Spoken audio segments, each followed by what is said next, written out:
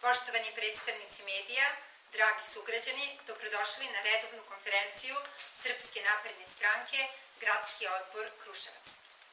Svedoci smo da više od 2 meseca traje monstruozna kampanja pojedinih medija koja ima za cilj da napada i kriminalizuje predsjednika Republike Srbije, gospodina Aleksandra Vučića i Srpsku naprednu stranku. Gotovo svakodnevno pojedini, navodno nezavisni mediji i pojedini samoprozvani lideri nekakvih pokreta pokazuju da su pobedili sve one institucije koje se bave mentalnim zdravljem i dokazuju da je, nažalost, mnogo psihopata upravo na čelnim pozicijama tih navodno nezavisnih medija i tih nekakvih političkih pokreta. Sa ovog mesta želim da osudim kampanju koja se vodi protiv legitimno izabranog predsjednika Republike Srbije, gospodina Aleksandra Vučića. Već više od 2 meseca predsjednik Adria Media grupe, u čijem je vlasništvu i dnevni list Kurir, prednjači u napadima, ne birajući ni reči, a prevazilazeći sve pragove tolerancije. Za njim ne zaostaju i ostali navodno nezavisni mediji i dnevni listovi. Kao žena, kao majka, kao narodna poslanica, kao neko ko se bori za ženska prava, ali pre svega za ljudska prava, pitam se zašto se navodno nezavisne nevladine organizacije, zašto se sve one žene zavijene u bilo koju boju, sve one žene koje pripadaju bilo kojoj političkoj opciji ne oglase i ne osude najprljavije izjave pojedinih kako opozicionih lidera, tako i opozicionih poslanika. Zašto nijedna od tih žena ne reaguje na seksističke izjave opozicionih lidera i opozicionih narodnih poslanika koje se redovno koriste kako u skupštinskim salama, tako i u njihovim nekim nastupima? Bilo da su uperene ministarkama, narodnim poslanicama, ali i svim članicama Srpske napredne stranke. Postavljam pitanje kako neko može da kaže da je gospodin Aleksandar Vučić oteo državu od građana ili nešto slično. Gospodo, Srpska napredna stranka već 5 godina na svim održanim izborima odnosi ubedljivu pobedu. Građani su pokazali i na izborima 2012. i na izborima 2014. 2016. i na izborima 2017. godine da Srpska napredna stranka nema alternativu.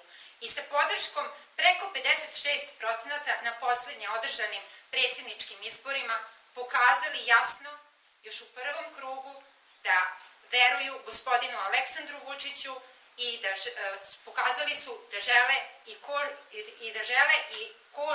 ko da ih vodi kroz dalju budućnost i u bolju budućnost Srbije.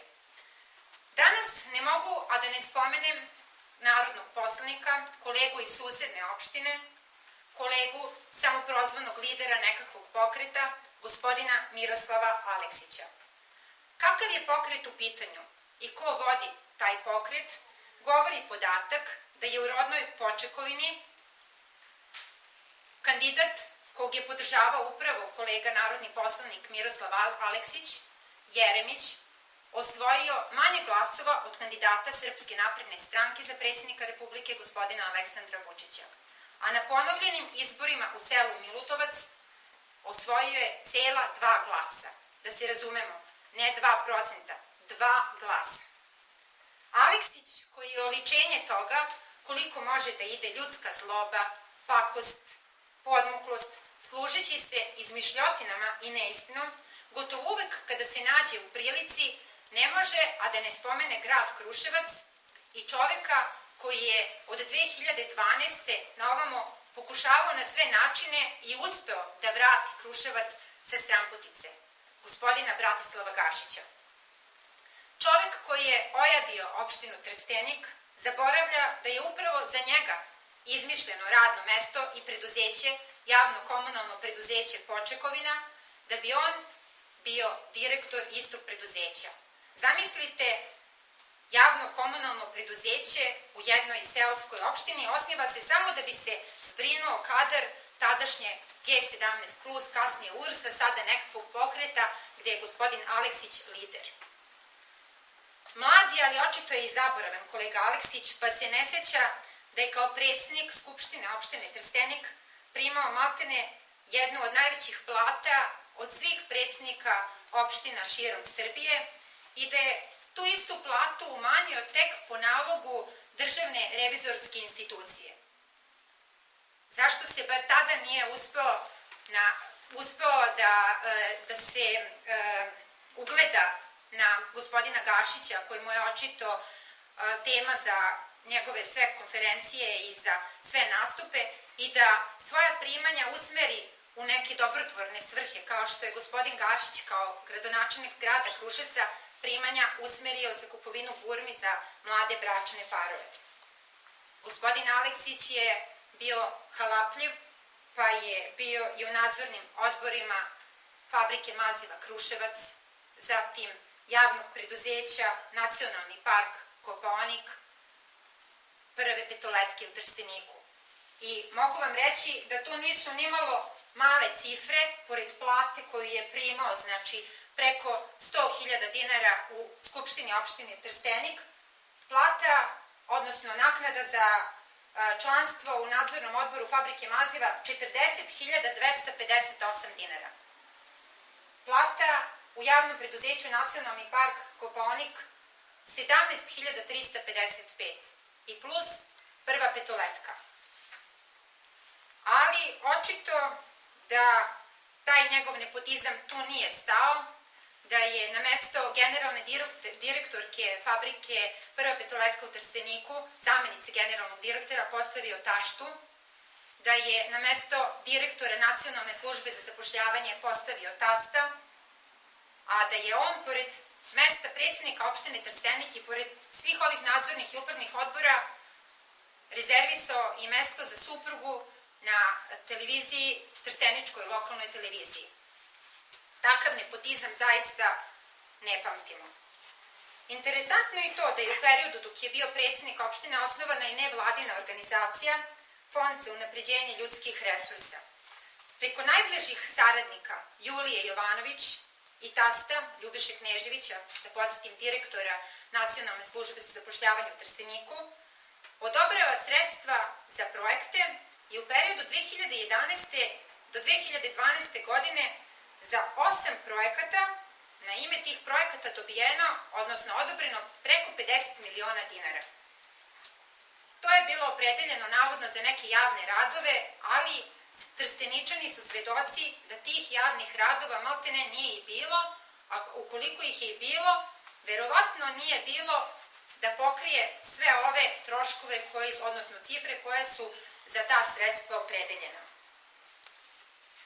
Da su o tome kakav je gospodin Aleksić videli, govori podatak od njegovih najbližih saradnika, koji redovno i sednice u sednicu napuštaju njegov odbornički klub u Trsteniku, a znate da je u Trsteniku na lokalnim izborima održanim 2016. godine pobedila Srpska napredna stranka, a da je gospodin Aleksić sa svojom odborničkom grupom osvojio 19 mandata, sada ih ima 11, jedva 11. Verovatno će taj odliv da se nastavi, napuštaju ga najbliži saradnici, najodaniji saradnici, upravo zbog toga što su videli kakva je politika koju vodi gospodin Aleksić.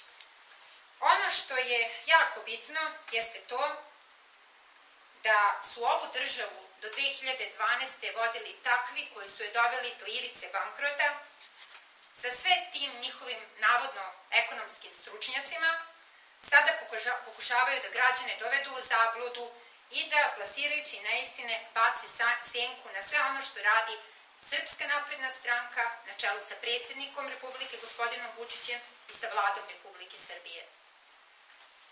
Ono što je sigurno jeste to da Srpska napredna stranka politiku zasniva isključivo na rezultatima i samo rezultatima, tako da je o tome svedok i ishod na poslednjim izborima gde smo dobili apsolutnu podršku sa preko 56% u prvom krugu. Hvala. Ako imate pitanja. možete da ih posetite.